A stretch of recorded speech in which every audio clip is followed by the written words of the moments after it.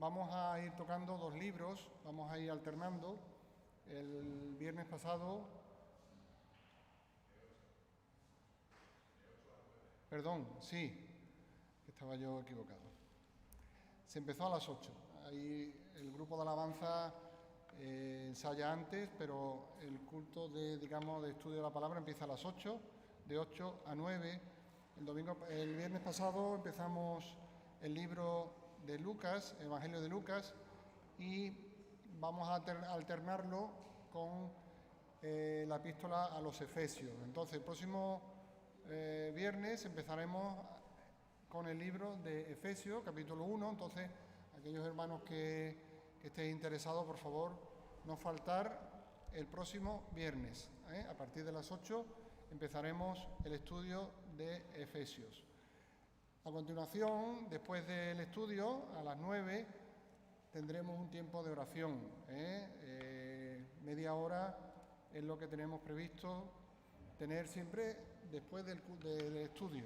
Entonces vamos a tener las dos cosas, las dos actividades a la vez. Creemos que puede ser interesante tener ese tiempo de oración después de tener el estudio, porque el estudio seguro que nos da muchos motivos para darle gracias a Dios y orar, y oramos también por los hermanos, por las necesidades de la Iglesia, por la salud de aquellos que están pasándolo mal, y sabemos que hay hermanos que están en estas circunstancias. Entonces, no os olvidéis, el próximo viernes a las 8 empezamos el estudio de... ¿Qué libro he dicho? Efesios. Vale, muy bien. Y el viernes siguiente seguimos con Lucas, ¿vale? El Evangelio de Lucas.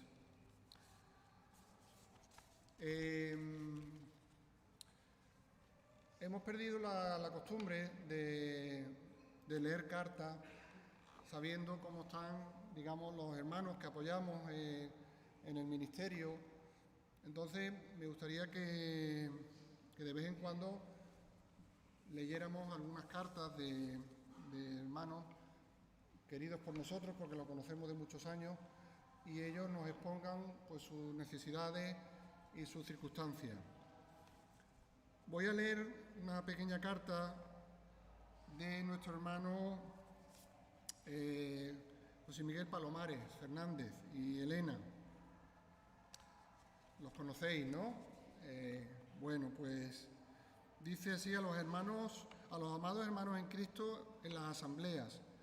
Ya ha pasado el tiempo de las actividades de verano y podemos decir que hemos sido bendecidos por el Señor en todo cuanto hemos estado haciendo, aun dentro de la incertidumbre que el COVID-19 nos planteaba, acerca de si podíamos llevarlos a cabo o suspenderlo todo como el año pasado. Decidimos atrevernos a ir a Cazorla, aunque sin la normalidad en el desarrollo de los estudios bíblicos como teníamos programados con el siervo del Señor Timoteo Figueiredo, ya que no podíamos estar en el salón de reuniones y podía llover en el exterior, lo que impediría tener los estudios y cultos. Con esa incertidumbre decidimos que fuéramos nosotros, desde la iglesia en calle Cambronera de Linares, los que nos ocupáramos de ello, con una programación abierta a cambios, así que decidimos hacerlos al aire libre. Y damos gracias al Señor de que no llovió ningún día y los pudimos tener con toda tranquilidad, gracias al Señor. Las 3 primeras clases estuvieron a cargo de José María de Rus, anciano de la Iglesia, sobre el interesante tema de los ángeles, y después los demás días estuvieron a mi cargo, basados en los capítulos 29, 30 y 31 del libro de Job. Hicieron excursiones a los distintos lugares que estos preciosos parajes naturales, y estuvimos con un buen tiempo de comunión, manteniendo la distancia y la mascarilla. Después de editar mis últimos libros, Señales proféticas de los tiempos finales, sobre escatología e historia de un milagro, sobre la historia del campamento, ahora estoy preparando los temarios para un curso de eclesiología que tenía muchas ganas de dejar hecho para las nuevas generaciones, y espero poder terminarlo porque será bastante extenso. Después ya pone un tema más personal. Cada día 21 me ponen una nueva dosis de inmunoterapia y estoy asimilando bien el tratamiento, sin ningunos efectos secundarios. Y esa es la mejor señal como me indican los médicos. Y en octubre me harán un TAC para ver la evolución de los ganglios y confío en el Señor que está respondiendo a vuestras oraciones y sigo con todas mis actividades en la Asamblea de Linares y en el ministerio como capellán en el Hospital de Linares. Gracias por las ofrendas que periódicamente recibimos de vosotros a través de Fondeban. Recibir nuestro profundo amor en Cristo, José Miguel Palomares y Elena López. Como veis, en este verano ya se han empezado a hacer actividades.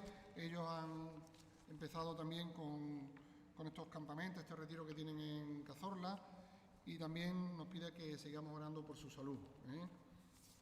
Tengo aquí otras cartas, pero lo que voy a ponerlos ahí fuera para que podamos leerlo, de otros hermanos.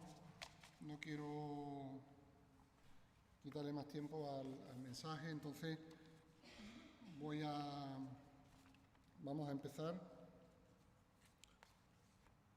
Quiero tratar un tema que está, digamos, centrado en los primeros tres capítulos del libro de Apocalipsis. No quiero empezar a hacer un estudio profundo de Apocalipsis porque creo que es muy profundo y creo que a lo mejor no es el sitio más adecuado para tratar este tema tan profundo. A lo mejor sería más bien estudios más en pequeños grupos, pero hoy sí me gustaría hablar sobre lo que aparece, lo que podemos leer en el Apocalipsis, los primeros 3 capítulos. Sabéis que el libro de Apocalipsis ocupa un lugar muy especial en las Sagradas Escrituras. Es el último libro que nos aparece en la Biblia, en nuestras Biblias, en el Nuevo Testamento.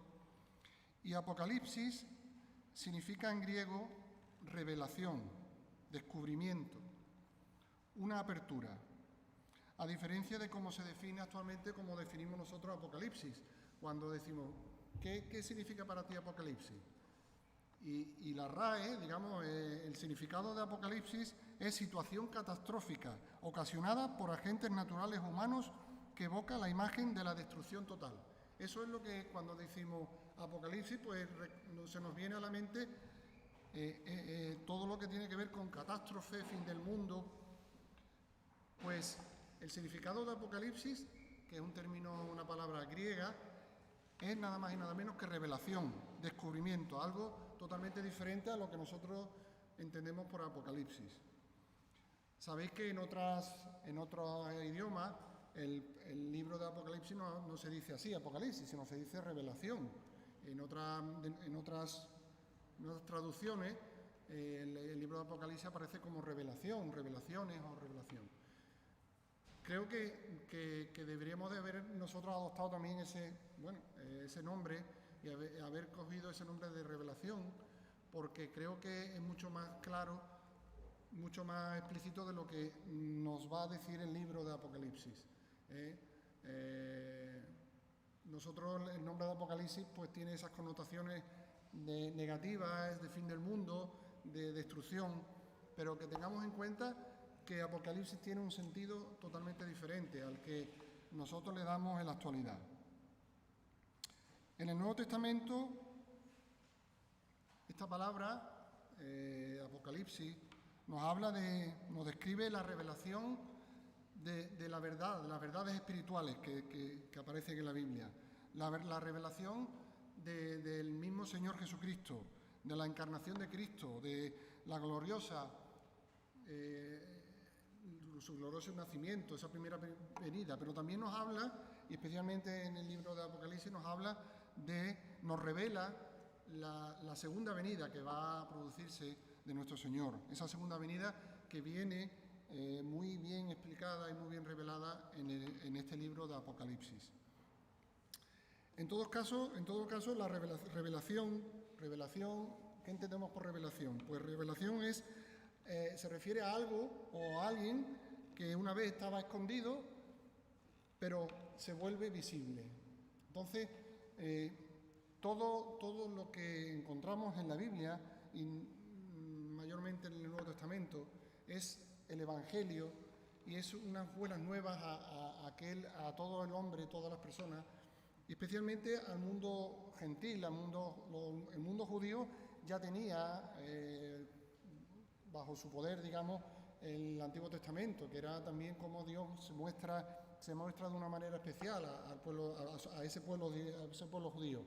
Pero el Nuevo Testamento tiene un enfoque, y sobre todo, digamos, las epístolas de Pablo, tiene un enfoque hacia los gentiles, y es un poco de revelación del Evangelio a todo el mundo, a todos aquellos que anteriormente estaba velado. Digamos que antes el único que podía acercarse al templo, el único que podía leer la palabra de Dios, pues era el pueblo judío y aquellos extranjeros que venían y se incorporaban al pueblo judío. Pero a partir del Nuevo Testamento y de la aparición de nuestro Señor Jesucristo y ese nuevo pacto que tiene con la humanidad, ese misterio, ese mensaje se abre a todo el mundo. Y por eso es una revelación de algo que estaba oculto y que se muestra.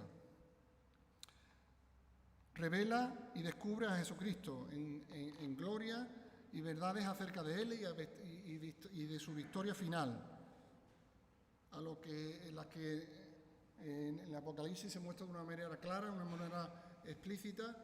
En otros libros de la Biblia, del Antiguo y del Nuevo, también habla de los tiempos finales, pero en el Apocalipsis se habla de una manera clara y está, enfocado en revelar qué es lo que va a ocurrir en los últimos días.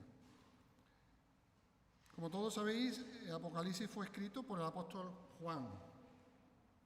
Los estudiosos ponen que fue escrito en el año 94 al 96 después de Cristo.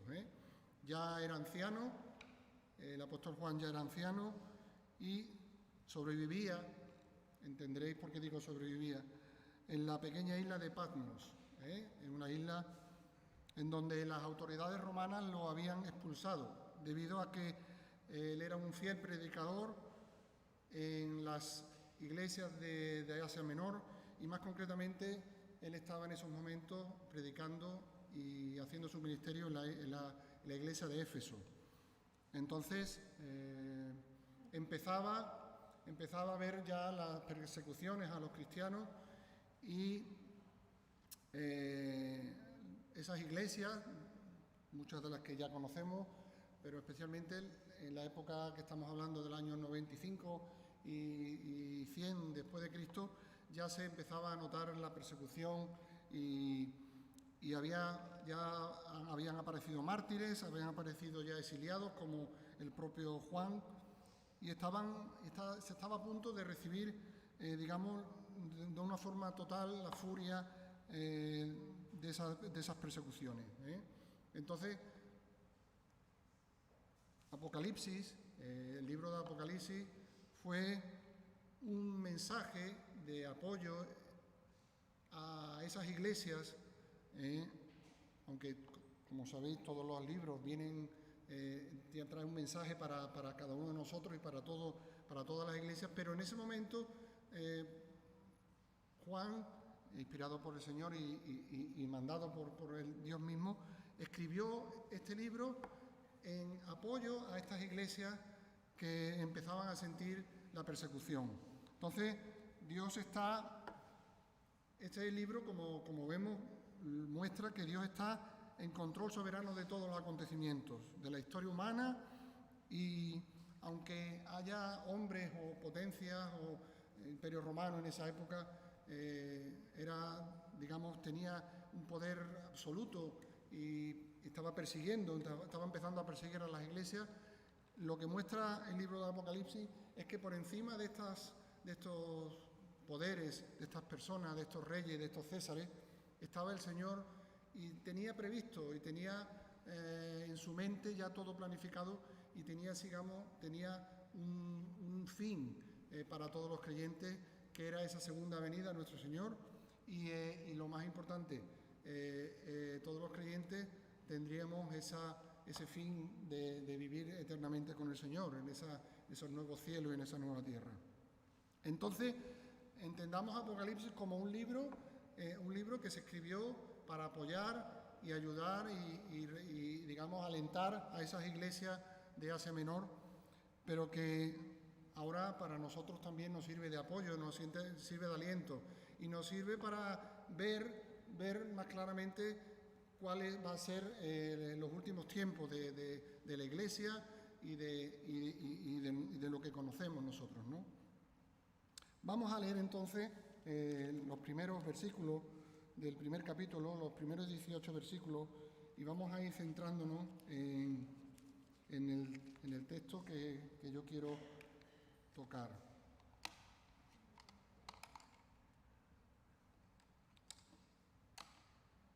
Apocalipsis 1, del 1 al 18. La revelación de Jesucristo que Dios le dio para manifestar a sus siervos las cosas que deben suceder pronto, y la declaró enviándola por medio de su ángel a su siervo Juan, que ha dado testimonio de la palabra de Dios y del testimonio de Jesucristo y de todas las cosas que ha visto. Bienaventurado el que lee y los que oyen las palabras de esta profecía y guardan las cosas en ellas escritas, porque el tiempo está cerca. Con esta perspectiva que os acabo de decir, cuando estas iglesias empezaron a leer, qué esperanza les dio, ¿no? Porque dice, vais a sufrir, vais a tener persecución, pero el Señor va a estar con vosotros. El tiempo se acerca. Vamos, que yo creo que cuando nos acercamos a cualquier libro de la Biblia, tenemos que ver el contexto, quién lo escribió, en qué tiempo, en qué circunstancias. Y es muy importante ver, por ejemplo, Apocalipsis, como he dicho antes, quién escribió, por qué se escribió, a quién estaba, digamos, dedicado de una forma especial. Y Apocalipsis estaba dedicado, como hemos dicho, a estas iglesias que empezaban a tener esa persecución. Y si leemos con esta perspectiva todo lo que vamos a leer, vamos a ver qué aliento iban a recibir todas estas iglesias y de qué forma más clara y más contundente iban a empezar a tener esa confianza en el Señor y saber que no iban a estar solos, ni mucho menos. Entonces, bienaventurado el que lee y los que oyen las palabras de esta profecía y guardan las cosas que en ellas escritas, porque el tiempo está cerca. De Juan a las 7 iglesias que están en Asia. Es decir, ¿no ves cómo él escribe directamente a estas 7 iglesias, que después hablaremos? Gracia y paz a vosotros, del que es, que era y que ha de venir, y de los 7 espíritus que están delante de su trono, y de Jesucristo, el testigo fiel, el primogénito de los muertos, y el soberano de los reyes de la tierra, al que nos amó y nos lavó de nuestros pecados con su sangre, y nos hizo reyes y sacerdotes para Dios, su Padre. A él sea gloria e imperio por los siglos de los siglos. Amén. He aquí que viene con las nubes, y todo ojo le verá, y los que le traspasaron, y todos los linajes de la tierra harán lamentación por él. Sí, amén. Yo soy el alfa y el omega, principio y fin, dice el Señor, el que es, el que era, que ha de venir, el Todopoderoso. Versículo 9. Yo, Juan, vuestro hermano y copartícipe vuestro en la tribulación, en el reino y la paciencia de Jesucristo, estaba en la isla llamada Patmos. Ahí ya vemos cómo esta revelación de parte del Señor le llega a Juan estando en la isla de Patmos. Dice, ¿por qué? Por causa de la palabra de Dios y el testimonio de Jesucristo. Como hemos dicho, él estaba ahí no porque le hubiera gustado estar allí de veraneo, sino que estaba allí recluido y exiliado por los poderes romanos en esa época que empezaban a perseguir a los cristianos de una forma ya clara. Yo estaba en el Espíritu en el día del Señor y oí detrás de mí una gran voz, como de trompeta, que decía, yo soy el Alfa y la Omega, el primero y el último. Escribe en un libro lo que ves y envíalo a las 7 iglesias que están en Asia, a Éfeso, Esmirna, Pérgamo, Tiatira, Sardis, Filadelfia y Laodicea. Y me volví para ver la voz que hablaba conmigo, y vuelto vi 7 candeleros de oro, y en medio de los 7 candeleros a uno semejante al Hijo del Hombre, vestido de una ropa que llegaba hasta los pies y ceñido por el pecho con un cinto de oro. Su cabeza y sus cabellos eran blancos como la blanca lana, como nieve, sus ojos como llama de fuego y sus pies semejantes al bronce bruñido, refulgente como un horno, y su voz como estruendo de muchas aguas. Tenía en su diestra 7 estrellas, de su boca salía una espada aguda de 2 filos, y su rostro era como el sol cuando resplandece en su fuerza. No sé, yo ahora a lo mejor no me sorprende tanto porque ya lo hemos leído muchas veces y ya vemos lo que aquí viene escrito. Pero ¿os imagináis vosotros viendo esto? Ya nos asombramos leyéndolo, imaginároslo, viéndolo con nuestros ojos, ¿no? Y no sabemos cómo lo vio, si fue en sueños, El hecho es que él veía estas cosas tan real, de una forma tan real, que las escribió y las expuso y aparecen aquí, gracias a Dios, porque Juan no se quedó simplemente con la imagen y se quedó con ella, sino que él siguió el mandato del Señor y escribió el libro de Apocalipsis y podemos tener conocimiento de lo que vio, de lo maravilloso que vio. ¿Y qué fue lo que le pasó a Juan? Dice el 17, cuando le vi, caí como muerto a sus pies. Pero termina el versículo así, no. Y él puso su diestra sobre mí diciendo, no temas, yo soy el primero y el último, el que vivo y estuve muerto, mas he aquí, yo vivo por los siglos de los siglos. Amén. Y tengo las llaves de la muerte y del Hades. Qué maravilloso todo lo que aparece aquí. Y vemos cómo el Señor está en todo momento cuidándonos y levantándonos cuando nos caemos y también cuando nos caemos de asombro, ¿no? Y vemos cómo el Señor nos da esa seguridad. No temas, yo soy el primero y el último, el que vivo y estuve muerto, mas he aquí yo vivo por los siglos de los siglos. Amén. Y tengo las llaves de la muerte y del Hades.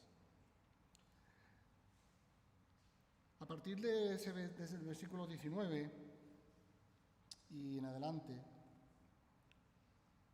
el Señor le da una orden expresa a Juan para que todo lo que está viendo no se lo quede para sí, sino que escriba inmediatamente y vea y escriba en un libro todo lo que está viendo y todo lo que a partir de ese momento iba a ver de lo que iba a pasar en los próximos tiempos. Y dice así, escribe las cosas que has visto y que son y las que han de ser después de estas. El misterio de las 7 iglesias que has visto en mi diestra y de los 7 candeleros de oro, las 7 estrellas son los ángeles de las 7 iglesias y los 7 candeleros que has visto son las 7 iglesias. Él dice, en el versículo 19, escribe las cosas que has visto, primero, que son, y las que has de ver después de estas. Es decir, le da tres indicaciones. Primero, las que has visto. ¿Qué has visto? ¿Qué acaba de ver? Pues acaba de ver lo que aparece aquí escrito. La visión de ese Cristo glorificado, reflejado en estos versículos, ¿no?, que acabo de leer, de esa imagen majestuosa del Señor. Una visión, esa visión le impacta tanto que, como hemos dicho, él dice que cae como extasiado, que no puede aguantar más de estar con esa visión. Pero el Señor dice que le levante, le da fuerza para seguir viendo lo que tiene que ver, porque esto era el principio nada más. Escribe sobre estas cosas que has visto, que acabas de ver. Después dice que escribes las que son, la actualidad que hay ahora mismo en la iglesia. Por eso este presente, esta edad presente de la iglesia, que es lo que representa la palabra las que son, viene reflejada en los capítulos 2 y 3 porque viene el reflejo de la situación de 7 iglesias, concretamente 7 iglesias que son representativas de las iglesias en ese momento actual, en ese momento de la historia. Estamos hablando de finales del primer siglo. Muchas iglesias pues habían crecido, otras habían menguado, pero estas 7 iglesias a las cuales va a escribir el apóstol Pablo son iglesias que en ese momento pues están viviendo circunstancias que son importantes para que ellas reciban estas cartas. Y dice que escriba sobre estas circunstancias que hay ahora actualmente en las iglesias, en estas iglesias, estas 7 iglesias. Y también dice que escribe las cosas que has visto, las que son y las que han de venir después. Y esas cosas aún no la había visto, sino que esa la vio, la empezó a ver después, y vienen en los capítulos del 4 al 22. Eso, a partir del capítulo 4 al capítulo 22 del libro de Apocalipsis, viene ya una perspectiva del futuro, digamos, de lo que va a venir a partir de la edad, digamos, de la etapa que estamos viviendo aún nosotros, la etapa de la Iglesia. Si una vez que empiece esa edad futura, pues viene todo reflejado a partir del capítulo 4. Entonces, el versículo 20, el Señor explica a Juan el significado también de qué son las estrellas, porque él hablaba de que estaba rodeado de 7 estrellas y de 7 candelabros. Y dice, el misterio de las 7 estrellas que has visto en mi diestra, el 20, y de las 7 candeleros de oro, que significan 7 estrellas y 7 candelabros. Las estrellas, dice, las 7 estrellas son los ángeles de las 7 iglesias. El término ángeles no es lo que entendemos nosotros como los ángeles de la guarda o ángeles, otras figuras de ángeles que aparecen en la Biblia. Son ángeles concretos, son personajes. Unos comentaristas dicen que son mensajeros específicos que iban a llevar ese mensaje a las iglesias, a cada una de las iglesias. Otros piensan que a lo mejor son los ancianos, los sobreveedores de cada una de las iglesias a las que van a recibir estas cartas. Entonces, cuando él dice que vio a 7 ángeles, se está refiriendo a que vio a esos 7 mensajeros, a esos 7 ancianos, 7 pastores de cada una de las iglesias a las que se le va a mandar este mensaje. Y después también nos dice que los 7 candeleros, dice, las 7 estrellas son los ángeles de las 7 iglesias, y las 7 candeleros que has visto son las 7 iglesias. Es decir, que los candeleros son luminares o portadores de luz, digamos. Los candeleros por sí no tienen luz, sino que llevan una luz que se le pone en el candelero. El candelero de por sí no produce ninguna luz, sino que lleva o transporta una luz. Las iglesias a las que se refiere y a las que nosotros entendemos que está hablándose de candelero, o las asambleas como las nuestras, debemos también ser portadores de luz, de la luz del Evangelio, de la gracia de Cristo. ¿Por qué qué? Porque Cristo, que sabemos que es, Cristo es la luz. Vamos a leer un texto conocido por nosotros, Juan 8:12.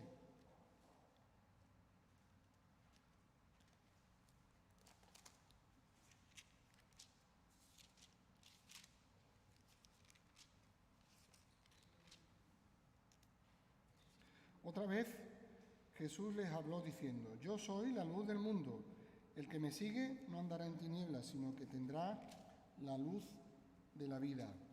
Y nosotros somos creyentes que seguimos al Señor y seguimos a esa luz. Y tenemos que como iglesia ser como esos candeleros, esas iglesias que en ese momento vienen ahí reflejadas, de iglesia de Éfeso, de Sardis. Pues nosotros somos la iglesia de Betania, en calle Castilla. Y también tendremos que ser candeleros, tenemos que portar esa luz, y esa luz que recibimos directamente del Señor. Y tenemos que alumbrar a este mundo como alumbraban estas iglesias y como han alumbrado a lo largo de la historia todas las iglesias. Cada iglesia es un candelero que refleja la luz que viene de nuestro Señor. Los capítulos, ya después, a partir del capítulo 2 y 3, ya vienen concretamente las cartas que se manda a estas 7 iglesias. En el capítulo 2 son 4 cartas a 4 iglesias, y en el capítulo 3 nos habla ya de las otras 3 cartas a las otras 3 iglesias.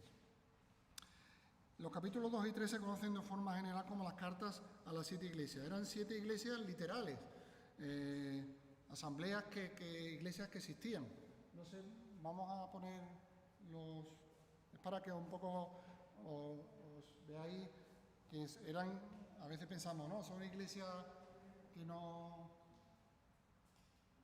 se veía bien, pero bueno, más o menos sí, ¿no? Estas iglesias estaban en lo que es hoy actualmente Turquía. Turquía está al lado de Grecia, y entonces estas iglesias, Éfeso, Esmirna, Pérgamo, Tiatira, Sardis, Filadelfia y Laodicea, son estas que aparecen aquí arriba, digamos que estaban todas más o menos cerca, ¿vale? Y no sé si apreciáis Patmos, ¿veis Patmos ahí? Ahí es donde, digamos, estaba exiliado el apóstol Juan, ¿vale? Entonces, él estaba en la iglesia de Éfeso y lo exiliaron a la isla de Patmos, y de ahí salieron, digamos, estas cartas a estas 7 iglesias. Pues, teniendo esta visión de que eran iglesias, digamos, que han existido, asambleas históricas, pues, ¿por qué las envió a estas 7 y no a otras? Porque seguro que habría muchas más. Yo no creo, vamos a ver, yo deduzco, y por comentario, que él envió cartas a estas 7, porque bueno, eran 7 iglesias importantes, pero sobre todo porque el apóstol Juan seguro que las conocía personalmente. Él había ministrado en Éfeso, sobre todo, pero él seguro que conocía a las otras iglesias. ¿Y por qué aparecen estas 7 iglesias y no otras? Bueno, aparte de que él las conocía, porque a lo mejor eran iglesias representativas, y eran iglesias que lo que le pasaba a cada una de ellas podía, digamos, tener importancia para las otras. Y de hecho, ahora mismo las vamos a leer y las vamos a estudiar, y vamos a ver qué aplicaciones podemos sacar cada uno de nosotros, como Iglesia de Betania y como creyentes, ¿no? Porque son cartas a la Iglesia, pero también son cartas dirigidas a los miembros de la Iglesia, ¿eh? Entonces, las 7 iglesias mencionadas en estos capítulos 2 y 3 muestran, pues reflejan, digamos, las diferentes problemáticas que puede haber en la Iglesia actualmente, hoy en día.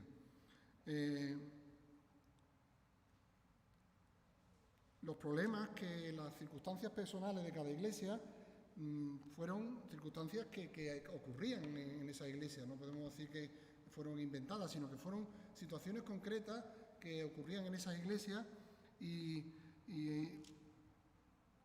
lo que hace Juan es que les escribe para alentarlas y motivarlas a una vida, porque seguro muchas de ellas ya iremos viendo como les advierte, les hace una advertencia, les recrimina una serie de cosas, y lo único que intenta el apóstol Juan es motivarlas a cada una de las iglesias para llevar una vida saludable, una vida espiritual como Dios quiere, ¿no? Alentarlas para corregir las cosas defectuosas que aparecían en cada una de ellas, ¿vale? Cada una de las cartas, cada una de esas cartas constan, digamos, de varias partes, pero si las vemos y las estudiamos, vemos como siempre aparece en cada una de las cartas, aparece primero una dedicatoria, después una descripción del Señor, en consonancia con esa visión majestuosa que tuvo Juan, después una expresión de aprobación, una denuncia, algo que el apóstol Juan denunciaba por algún hecho que estaban haciendo mal. Eso hay que resaltar, que todas las cartas aparecen denuncias, menos la iglesia de Esmirna. La iglesia de Esmirna no aparece reflejado ninguna denuncia. Después una exhortación, le recrimina, después les exhorta para que cambien, una advertencia de que si no cumplen esa exhortación, pues tendrán unas consecuencias, y después también terminan con una promesa al que venciere, ¿no? Y al que hiciere todas estas exhortaciones. Algunos estudiosos del Apocalipsis opinan que además de las implicaciones locales de estos mensajes, hay también una relación histórica, y que yo me imagino que a lo mejor lo habréis estudiado, lo habéis visto, lo habéis escuchado en otros mensajes, en otros estudios sobre las 7 iglesias, que nos dicen que cada iglesia nos está hablando de una época de la iglesia, de una época vivida por la iglesia desde su nacimiento, digamos, en la época de Jesús hasta la actualidad. Entonces, los estudiosos dicen que cada iglesia, como estamos hablando de Apocalipsis y Apocalipsis habla de un futuro, pues Pablo lo que estaba es reflejando en cada una de las iglesias un periodo determinado de la historia de la iglesia. Entonces, por ejemplo, la iglesia de Éfeso pues estaba representando el periodo apostólico, ese periodo del primer siglo. Después la iglesia de Esmirna representaba el tiempo de las persecuciones, que empezaron a partir del segundo siglo hasta el cuarto.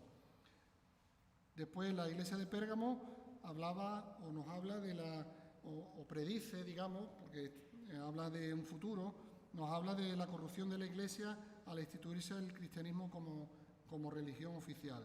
Después la iglesia de Tiatira nos habla del auge y supremacía del catolicismo. Después la iglesia de Sardis avanza en el tiempo y nos dice que representa la era de la Reforma, con Lutero y demás reformadores. Después la iglesia de Filadelfia dice que nos habla de la época misionera y evangelística que hubo en los siglos XVIII y XIX. Y la última iglesia, la iglesia de la Odisea, dice que representa pues el periodo actual en el que vivimos la iglesia apóstata, ¿no?, que como la titulan. Pensamos que aunque esta interpretación puede ser válida, pero no podemos digamos, centrarnos y excluir, digamos, que realmente estas cartas fueron escritas a iglesias reales, con problemas reales y problemas concretos de esa iglesia. Entonces, muchas veces nos queremos centrar solamente en una interpretación, pero creo que debemos de tener una visión más amplia y saber que estas cartas que se escribieron a estas iglesias hablaban de temas concretos y de asuntos concretos que vivían estas iglesias, ¿vale? Entonces, ¿cómo podemos interpretar o cómo podemos aplicar estos mensajes a cada uno de nosotros? Podemos buscar una triple aplicación. La primera aplicación es que lo que Juan le habla a cada una de las iglesias tiene una implicación directa a cada una de las iglesias, porque dice, tú haces esto, tú debes de hacer lo otro, y si haces esto, tienes estos beneficios. Entonces, la aplicación primero era para las iglesias que recibían estas cartas, ¿vale? En segundo lugar, tiene una aplicación universal para todas las congregaciones, porque cuando uno leía estas cartas, dice, uy, pues en mi iglesia también pasa algo parecido, y si ellos tienen que solucionarlo de esta forma, pues a mí voy a aprender, ¿no? Voy a aprender de los problemas. Todas las epístolas que escribió Pablo a los colosenses, a los efesios, a los filipenses, fueron cartas escritas a estas iglesias, pero son de aplicación universal. No podemos decir, no, es que como se lo dijo a colosenses, pero a mí no me afecta para nada. Pues al igual todas estas cartas que escribió a estas iglesias también son de aplicación universal y en todo tiempo. Y después, por último, hay una aplicación personal al corazón de cada persona que lee esta palabra. Nosotros podemos hacer un estudio de estos textos y como iglesia aprender, pero después viene la aplicación personal de cada uno, de la lectura que hacemos cada uno en nuestras vidas y ver el problema que ocurría en cada iglesia y ver cómo me está afectando a mí y qué tengo que cambiar y qué tengo que hacer, ¿no? Cada iglesia tiene un título distintivo porque si leemos las 7 cartas, cada iglesia tenía como un problema o se distinguía por algo concreto. La iglesia de Éfeso, los escritores, hay un escritor que se llama Phillips, le ha puesto como que Éfeso es la iglesia sin amor. Después ya veremos qué significa eso. Iglesia sin amor. Esmirna, la iglesia perseguida. Pérgamo, la iglesia excesivamente tolerante. Tiatira, la iglesia contemporizadora. Sardis, la iglesia durmiente. Y Filadelfia, la iglesia con oportunidad. Y la Odisea, la iglesia complacida. Se me ha pasado el tiempo y no voy a poder hablar de ninguna. Mi idea era por lo menos hablar del mensaje a la iglesia de Éfeso, pero bueno, la idea es que tengamos otros domingos, cuando me toca a mí, profundizar en cada una de estos mensajes a estas iglesias que yo he aprendido mucho. Yo soy el primero que he aprendido porque a veces, bueno, pues te vienen estudios de Carlos y otros estudios que has recibido, pero cuando te metes a profundizar y te metes a indagar, pues sacas pólvora, como decimos, ¿no? Sacas muchísimas cosas y que a medida que he ido haciendo el estudio, pues he ido añadiendo cosas y ampliando cosas que nos pueden servir como iglesia. Entonces, ya digo que la primer mensaje es a la iglesia de Éfeso, y simplemente deciros, y dicen, bueno, ¿y por qué fue primero a Éfeso, no fue a Esmirna ni fue a otras iglesias? Bueno, primero porque Éfeso era la ciudad más importante de todas las que veis ahí, era la ciudad más importante en ese momento. Tenía un puerto muy importante y era la que tenía más población de todas. Entonces, la primera iglesia a la que escribe el apóstol Juan es a la iglesia de Éfeso. Y también porque fue la que él conocía más directamente. Lo veremos el próximo día mucho más, pero como decía el comentarista, dice que una iglesia sin amor. Si los que sabéis ya y los que tenéis muchos años, os suena, ¿no?, lo de perder el primer amor. Pues profundizar realmente de aquí a esta semana, qué significa perder el primer amor.